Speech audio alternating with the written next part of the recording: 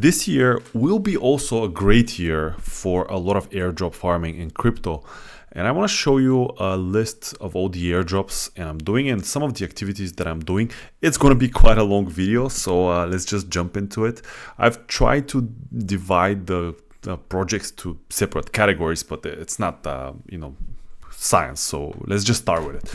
So first one is Target Finance, and most importantly, Layer 0. Obviously, you can do other interactions with Layer 0, but this is the one that I'm doing mostly. And this includes just bridging, one asset to the other, different chains, and so on. A few tips that I can tell you. This is for Layer 0's second season. The volume here is down like 90% because everybody was farming the first season, but now that the hype has died down and they distributed, the volume is really down. So I believe the distribution on this will be extremely good. And the other stuff that I'm doing is also using Jumper, which we're going to talk in a second, to bridge, which hits two airdrops, so Jumper and Layer 0. And I'm always using the Stargate route on Jumper. I also keep some Layer 0 in my wallets that I'm bridging with. And I'm tracking if they have some kind of announcement or anything else with interactions and so on, if it makes sense to interact with them as well. But pretty much most importantly, I'm pushing volume and I'm using the fast version. So this pays a little bit more cost. You pay a little bit more, but I think at the end of it, it will be worth it. And what you need to be careful with is where you transfer. So from which chain to which chain, because some of them are more expensive, some of them are less expensive. But for example, to and from Optimism is quite cheap. So just keep this in mind if you want to be doing it the cheap way. As I mentioned, Jumper, another bridge. It's pretty simple. Again, you just choose a chain and a token that you want to switch to, and you just go back and forth. And then obviously you can do some swaps here, not only just bridging the same asset, but for example, if I want to go ETH on Arbitrum to USDT on some other chain, it will probably find me the best route, and it will tell me how much it will cost and so on. So on. Be careful, because this could pile up if you're not choosing the right way, the network. And the goal here is not to just burn money for nothing. Most importantly is to have fees. I have several wallets qualifying here also. This has been a farm for quite a while. I'm honestly not expecting to be a huge one, but Stargate, Jumper, and the next one, dBridge, are one of the main bridging, let's say, protocols that I'm using. dBridge, again, I participated in season 1. I still have half of my tokens locked for 6 months. This was like their way to limit the supply that was going to be circulating in the beginning, and there'll probably be some bonuses. This is due in April, so 3 months from the video, and I'm also pushing some volume here again, being careful and being aware of where the cheapest options are. Keep in mind they also have some activities with Optimism, and sometimes you'll see here 0 points. I honestly avoid them. I just want to stack points here for the leaderboard, and that's it. I don't want this OP Horizon campaign. I'm not really interested to get the fees back in OP. And again, I'm doing a few wallets, and what I'm also doing is I'm jumping from, for example, I use Stargate, I go to one network, then I go to Jumper to another network maybe, and then dBridge again. I don't want to switch just on, for example, Stargate and go just Arbitrum, Optimism, and the other way around, because this could be flagged at the final count. So I'm just trying to be a little bit more creative, and I'm not doing all the activities at the same day. I try to spread them out during the week. And you can ape as hard as you want. You can do this every day if you have the time and the resources. You can do it a few times a day or a few times a week. All those things. Probably one of the highest convictions airdrops that I have is Hyperlane. I'm doing this quite a few wallets on this one. And you pretty much, if you go to their Twitter, I can link all the links here below in the video, but pretty much if you go there, you have this link tree and you have pretty much all the apps that they're using, and you can interact with them for potential points. I think this is quite late, honestly, for this airdrop, but I've been doing it for I don't know, probably like 4 or 5 months. There might be some time there hasn't been any announcement on their airdrop, so I just keep pushing some transactions, and I try to push different stuff. So I'll use the Renzo bridge, I'll use the Nexus, which is the main bridge. I'll do it from all kinds of networks like Solana, which is a different wallet. It's not only like L2 wallets. I'll go with Kepler, which is on the Celestia network. You know, I'll just jump there as well. I have 1 or 2 wallets there.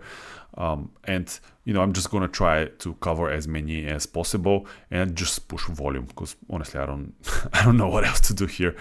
And there might be some other activities if you dig down deep into this, but I think these are the main ones. Another one related to Celestia that I mentioned is, in general, I'm staking Celestia. This hasn't really been very profitable because I've been staking it for almost a year, but we got just one airdrop, which was a small airdrop. And TIA has gone down like 50-60%, and it hasn't recovered, you know, since then. But I'm just sticking to it, see what happens, if we get a turnaround or not. I've anyway accepted the loss. So we'll see. And another thing on Celestia is Milky Way, which is pretty much their LST, liquid staking. And I'm doing some liquid staking as well on Milky Way. These have also been waiting for, I don't know what, to drop their token. It's been a while, but I'm doing as many activities. Actually, not that many activities come and go on Celestia, but I'm pretty much staking. I'm liquid restaking, and then there was some things that I needed to mint a while back, but I don't think that's valid anymore. So this is not a phenomenal of effort farm, but I think might be worth something, although I'm quite skeptical at this stage. SyncSwap is another one. This is the main DEX pretty much on ZK Sync, although it's on different networks, so it's on ZK Sync, Linea, Scroll, and so on. I have been mainly focusing on ZK Sync because it was a good airdrop, and this has several like angles to it. So SyncSwap doesn't have a token. They haven't really got any money from VCs, so they're kind of independent. Seems like the protocol is profitable. And this gives me the hope that if and when they do the drop, because they've been hinting that they're going to do it relatively soon, I think the allocation for this could be quite good as a percentage. So maybe not like 10-15% airdrop, but maybe like 20-30% for the community, which at the right valuation of their token, and if they launch at the right time, could be quite a good airdrop. And even if it's not, I might probably just hold it, because Aerodrome Finance, which was the main DEX on Coinbase, just consolidated for several days after it launched, and then just, you know, really went ballistic. So maybe it will be a play like this, maybe it will be just disappointment, but I'm doing heavy liquidity providing on several wallets. And I always now, because there's the campaign of ZK Ignite, and this is the second kind of approach to this. On ZK Ignite, this is a program where they deliver 300 million tokens in rewards, and you can see the pool. So if you go to pools here, you can see the pools that are participating on this. Here on the right, you have the sign of ZK that boosts the APR. And I'm trying to avoid impermanent loss, because it's always a risk with liquidity providing. I'm doing ZK ETH and some ETH and not wrapped, but lighter ETH.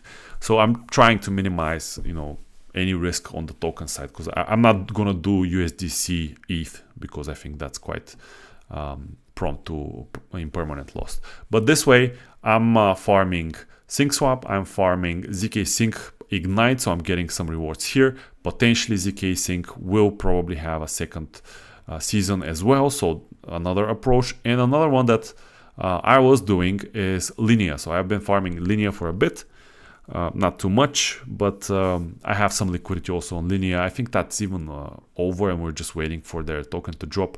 But I hope it also gives me some bonus points for ZK for SyncSwap, because I'm doing it on Linea and on Scroll, so I have some liquidity there as well. Okay, that's ZK Sync and SyncSwap. The next one, which I quite like, to be honest, is Eclipse. This fairly new L2, and it's kind of named the the Solana on Ethereum, so they're kind of bridging. It's the Solana VM in a way. So they're bridging to Solana and so on. It's a quite interesting project. I think, like, if you go on their Discord, you have a feel for this. But I think the team is doing quite all right. Basically, you just need to go to the ecosystem. And here you have all the apps that you can interact with. But what I'm mainly doing, so I bridged some, obviously, Ethereum. You need a new wallet. You need a backpack wallet here, which might be a pain in the ass. But you can technically recover an Ethereum wallet on backpack and then generate an Eclipse address, which will be different. You know, it's not going to be the same as your L2 address. But bridge some here. You can you can mint some TETH, which is their staked, liquid staked Ethereum, and then play with the dApps, you know, do some volume on Orca is their main DEX. The others really don't really have any liquidity. Use Hyperlane, so you hit a couple of airdrops with this one as well. You can bridge in and out of Eclipse with Hyperlane, which is pretty cool. There's some mints that were happening, some NFTs. They were quite cheap. Honestly, I don't see it right now, but if you go into the ecosystem, you'll see the website. Yeah, I'm not going to waste time now looking for it, but you can mint some NFTs or buy some NFTs as well. Some of the top ones are already super expensive, so again, be very careful. But really my favorite thing about this one is this thing, Tap. It's called Tap, and it's a very simple, I would say even stupid game. You just click on this bull, and it just starts pushing transactions, and you have a counter here on top. And I'm trying to push at least 100,000 on several wallets, so to be ranked in the top 10,000 of wallets when it comes to tapping. They say it's for testing purposes to do those taps. You can preload your clicks in a way. I think this will be quite significant if they decide to do something, because they've been constantly updating it. They've been hitting that it's going to be important to do the taps, and don't do it automatically. Don't use clickers, you know, just do it manually. If you need codes for this, just let me know, but only if you're really going to use it. I don't want to, you know, give out codes just because to spam you guys. But if you need a code to get in, you can either ask me and I'll drop one in the comment, or you can go to their Discord, and there's a specific channel there for tapping. But it's quite interesting. By bridging also, they changed this. You can bridge tokens and liquidity provide them, and then you will be earning again some taps. But I would say just spend some time clicking, because it's it's a really simple task, and I think it will be well worth it. So that's Eclipse. Another one that I'm doing is Meteora. I might be a little bit late to this one, and again, this is risky and time consuming, so it's not one of those tap airdrops that you can just click and do nothing. This one, if you do it well, it could be also very profitable, but you really need to know what you're doing. I honestly spent quite a few hours learning how to do this properly, and avoiding impermanent loss as much as it's possible. But if you find the right pools with the right APR, because for example, Trump USDC right now is a 10% fee per day. So if you know what you're doing, you could be gaining quite a bit of profit and also points, because what counts for Meteora is the amount of liquidity that you're providing. So for example, 10,000, 20, 50,000, whatever. And also the fees that you'll be making, which give you like $1 a fee gives you like 1,000 points, or yeah, I think it was 1,000 points. And $1 of liquidity providing is just 1 point. So you understand how important it is to provide liquidity and earn fees. But again, this is heavy management. And I'm not going crazy because I just don't have the time to manage, 1,000 positions. But there are people that make a lot of money just by using Meteora. They have really cool walkthroughs, seminars in their Twitter, and I think the protocol itself is pretty good. They did great job when Trump was launching together with Jupiter, and I think it's definitely worth spending some time. You can play with the meme here. They launched a meme coin. I honestly haven't done this. I probably need to buy some meme and stake it, but I think again, one of those quite good projects on Solana that you can farm, but just requires a little bit more skills. Another one on Solana is Magic Eden. So I got the first drop, which was quite good one. Very, very happy with the drop. What I did was I'm currently staking on several wallets Magic Eden tokens. And also there's some tasks now that you need to do. This is for season 2, but also very soon it's the end date of claiming the season 1 airdrops. And I think there are quite a bit of tokens that are still unclaimed, and they will be distributed to stakers, and I think that's officially confirmed. I think they mentioned it in one interview, but yeah, I think it's not too late to start even farming this, but you again, you need to know what you're doing, and you need to push volume and transactions here, and I'll tell you why. First of all, the next season, so the season that we're currently running, season 2, it's ending in 70 days, so we have plenty of time. But also, you know, these activities here need to be done on the mobile app, and you need to swap tokens, and not only like the minimum that it says here, $50 or $100. I'm trying to move most of my like trading, I would say, on Solana within the app, but it's also quite expensive. So for example, on an average trade that you want to swap like $1,000, it will probably cost you like 10-15 bucks more than what it would on Jupiter. So again, don't go crazy if you don't know what you're doing, and if you're not willing to invest this money into this airdrop. But you need to do a combination of staking for a long period enough to be able to, for example, have end season, so at least 70 days from now, and also push some real volume, not just the minimums here, in order to receive a decent drop. And I think Magic Eden in general is quite a good platform. I do quite a bit of trading there, so you know, just uniquely farming it, for farming it, it's I don't think it's the best case. If you are using it and then of course do some other stuff that can help you farm it, then yeah, definitely try and do this. The next one, there are a couple of test nets. So one of them is Bearchain. This is very popular. I'm just trying to push some transactions here on their testnet. They're still in testnet. You can go to their website, and very simply, you know, if you click on dApps, you have the faucet where you can claim tokens every 8 hours, and you can just swap some transactions here on their testnet. What I'm also doing is providing liquidity, because they launched their what is it called, LST, but it's not on Bearchain. Keep this in mind.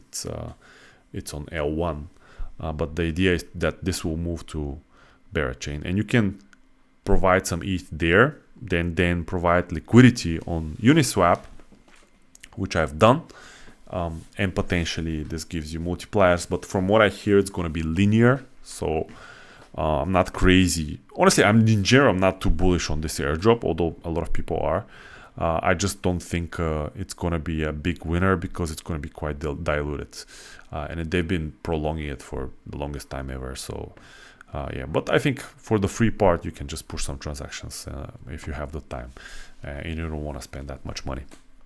Another one is Arc or Arch Network. This is on Bitcoin. So one of the only, I would say, Bitcoin protocols that I'm farming. There are quite a bit of other ones that are, again, liquidity providing and point systems, which probably will be linear. I don't do those, but this one, since it's a testnet and it's free, I do it. Sometimes it doesn't work perfectly, but you can log in, see the missions. You have weekly, daily missions, and just push some transactions on these platforms. Again, as I said, these are quite buggy. You need a Unisat wallet for them, and testnet. You gotta switch to testnet, but the wallet itself will lead you. I'm just trying to do this every few days, and you know, have some footprint and see if they're gonna launch a mainnet, and you know, what's gonna be the situation there. Not highest tier in my opinion, but still, it's free and it's testnet, so you can push some transaction. The last 3 airdrops are more related to trading. One of them is Vector. This is like a trading social app. Not pushing huge volume there, because again, it's risky. You need to be able to trade tokens, and mainly on Solana. And I haven't been doing well. The money I put there are going down. for now. But again, it's one of those things that it's quite popular right now. There are a lot of people that are on Vector. And again, if you need a code, let me know. I can generate some for you and send it to you. But again, only if you really think you'll be using it properly, and we'll spend time on it.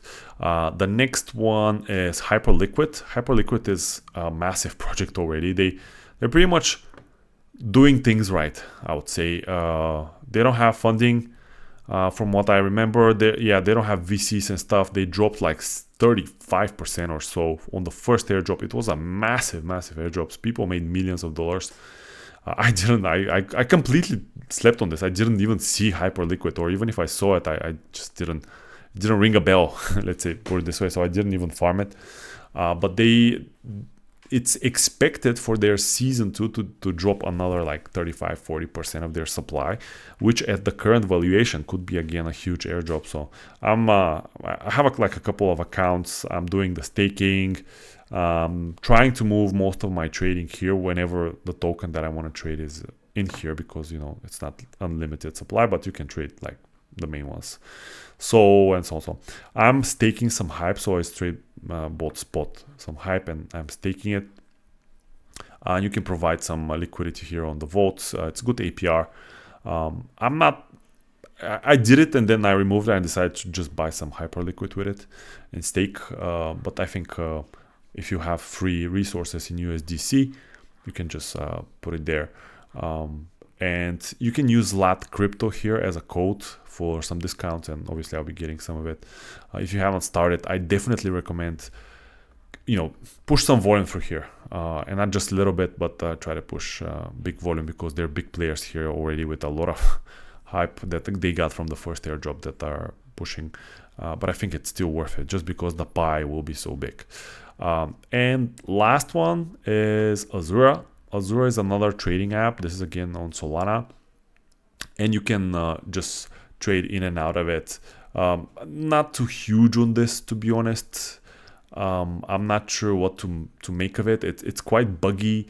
It doesn't show a lot of the data, or like the orders are not shown properly. There's just 1% fee on every transaction, so it's quite expensive as well. But I am doing some stuff here. I'm just pushing some volume as well. Nothing crazy again, but I think it's another one that this could be. You never know. They might decide to, because it's on Solana and because it's a good platform to be in the ecosystem of Solana. It could be a good airdrop, and one of those. And my final words and approach for all of this is like, you never know which will be a big airdrop or which will be a bad airdrop. And last year I made some money from airdrops, but I would say I was mid-curving it, and now I'm trying to be a little bit more, if I can say it, professional with this, and try to be more consistent and have a bit more wallets, just because I think it could be worth it, and because again I'm trying to do, as you can see, quite a bit of airdrops. You don't know which one will be the good one and which one will be the bad one, and I just need one really good airdrop to make like 6 figures and be worth the entire work that I've put in. And that's the goal, to make somewhere in the rounds of 6+ figures from airdrops this year. Let's see if that's gonna happen. And obviously, guys, if you have any questions, you know how to find me. See you in the next one.